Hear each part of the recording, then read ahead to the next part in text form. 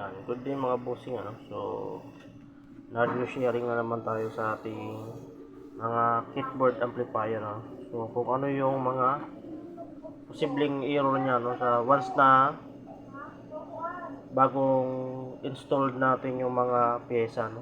So, for example dito mga bossing ano is nakaprotect ang kanyang lead signal sa ating speaker protect. So, na-check ko na to mga bossing ano. So, okay yung bias niyan. Okay yung walang DC offset. Hindi ganun kataas. I mean, walang DC na 1 volt or pataas ano.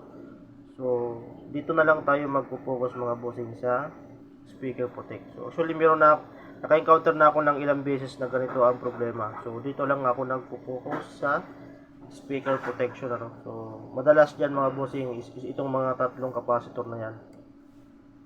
Yung tatlong capacitor na yan ang dahilan ng protect na yan. So, trouble natin mga bossing ano. Set up ko lang yung plug ano.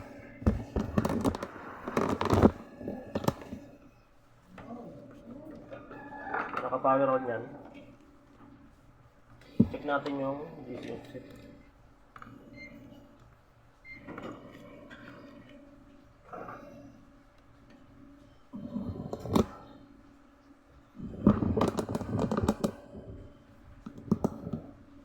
So yung DC niyan, yan, halos 0-0 mga boss yan. So yung bias, dito sa driver na yan, no? Pero pag sa output, 0.29 yung pantay. So wala rin siyang DC ano. So mag-focus na lang tayo dito sa itong tatlo na to. So magte-trace tayo dyan. Isa-isahin ko lang ng ano, pero napapansin ko na dito mga bossing is parang itong capacitor na to is kakaiba yung hugis niya. Parang medyo nakaangat na itong part na to. So, ito muna ang unahin ko, then titestera natin kung anong status niya. So, ito muna.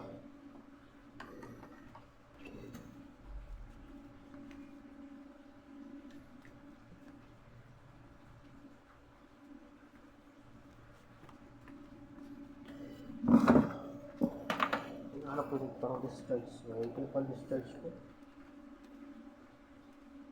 5.6K, parang mabilis. So, tanggalin ko muna itong capacitor na to.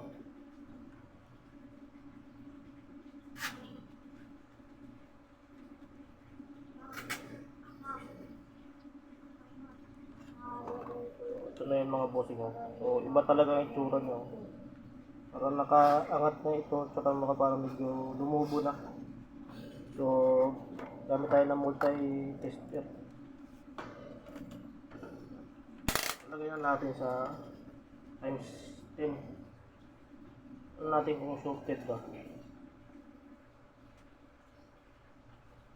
Yan, so ito nga mga bossing ano. So ang tester natin is hindi bumababa.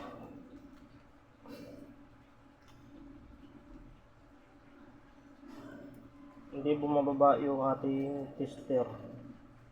Ayan. So nasa 10. I-revise natin. I-ikot natin. Ayan. So pagka ano, hindi rin siya bumaba. Ayan.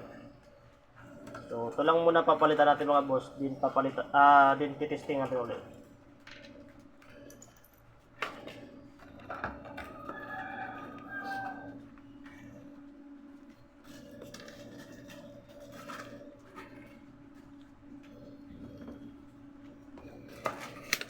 So, doon sa mga nag-DIY din, ano, baka may encounter din to.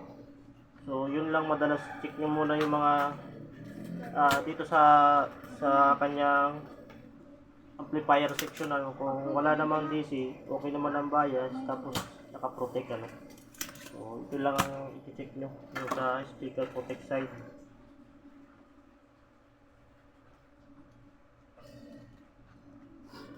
So, pinalitan ko ng mga bossing.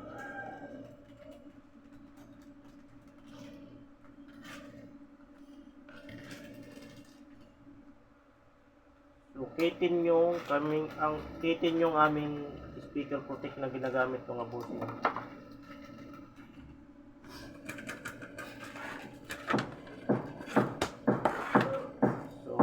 natin ulit power on kung mag-active na yung ating relay.